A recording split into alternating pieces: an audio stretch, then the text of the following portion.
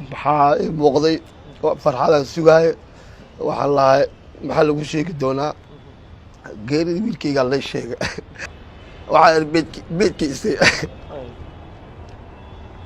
wiilkayga ilaa hadda been uu ku duugaya ma aqaano wadan uu ku duugaya ma aqaano aniga dawla ay qaaday dawladdan waxaa lagu ogaay in caafimaadkiisa iyo ay tabantaabto hadduu xanuunsan yahay ee dalkiisa ku soo celiso hooyo ay ka qaaday. waa muuqaal argagax leh. aabbahan ay lintu ka daadanayso waxa uu la kulmay naxdin midii ugu weyneed. wiilkiisa uu rajo iyo hami badan ka lahaa ayaa loo sheegay in uu geeriyooday, xitaa waxaa loo diiday in la tuso meedkiisa. haddaba aabbaha wiilkan ayaa sida la sheegay waxaa loo qaaday dowladda Eritrea wuxuuna ku geeriyooday halkaas. waxaan idinla wadaagi doonaa aabbahan oo ka qisoonaya waxyaabo badan oo argagax leh oo halkaasi ka dhacay iyo sidoo kale dhalinyaro badan oo Soomaaliyeed oo halkaasi lagu gumaaday. hase yeeshee inta aan kula wadaagin fadlan marka hore muuqaalka leegaray si uu u faafo u gaaro waalidiinta Soomaaliyeed ayna carruurtoodii uga war helaan. sidoo kale nagu soo biir oo kamid noqo asxaabteena adigoo janaalka subscribe dhahanayo gambaleelkana u furanayo.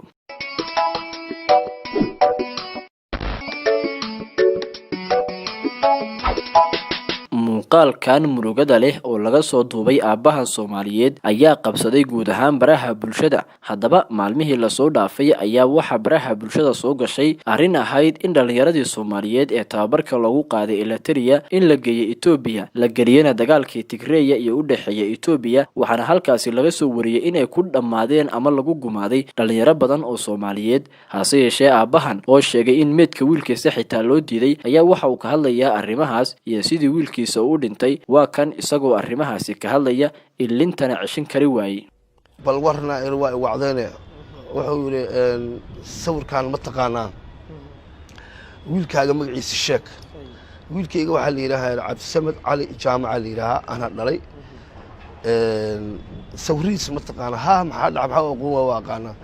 sawirkiisu isa baxshay ninkan ma yahay yiri ha hayre wuxuu yiri ninkan waa dhintay ninkan waa dhintay. anigii ilaa 3 asbuuc bil dhana waxa leegu lahaay waxba lagu sheegaa imow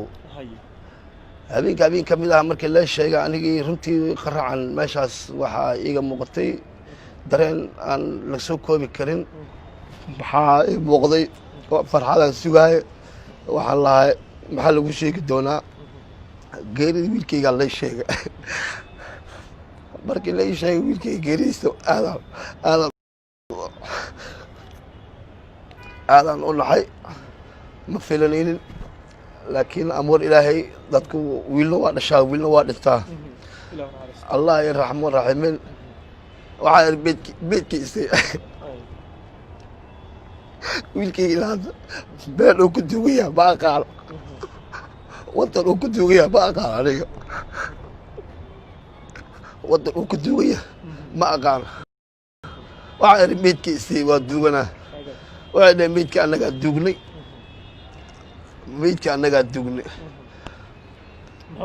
muxuu ku dhintaa aniga asbaabtuu ku dhintay sheeg. ma xanuunsanaan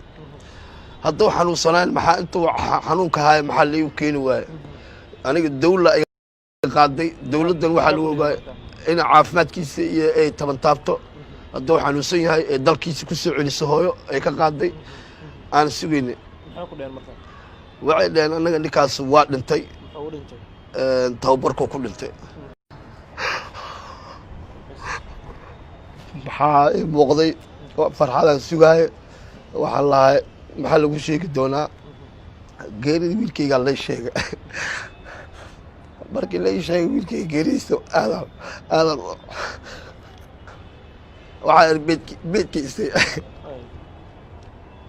sidoo kale aabbahan oo hadalkiisa sii wata ayaa waxa uu sheegayaa wixii markii hore wiilkiisa lagu qiyaameeyay iyo hamigii markii hore loo sheegay oo ahaa in la geey doono wadan kale, hase yeeshee lagu qiyaameeyay sidaasna uu geeriyooday halkaas. sidoo kale waxa uu ka sheekeynayaa inuu xaq waayay dowladdii wiilkiisa wadana uu ka waayay xaqii uu ku lahaa. haddaba waa kan isagoo arrimahaasi ka sheekeynaya.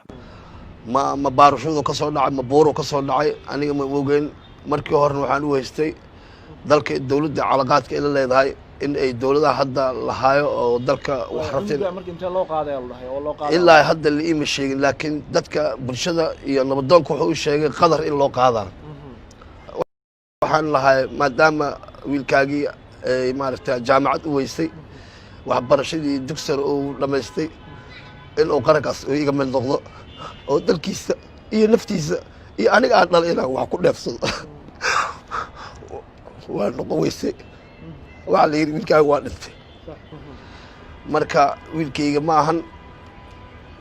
addoon lasoo iibsado ma ahan nin muwaadina soomaali u ahaay dalkaana u dhashay qaranka u riyaaqsanaay mana aan helin xaquuqdiisana ma aan helin xaquuqdii u lahayna dawlo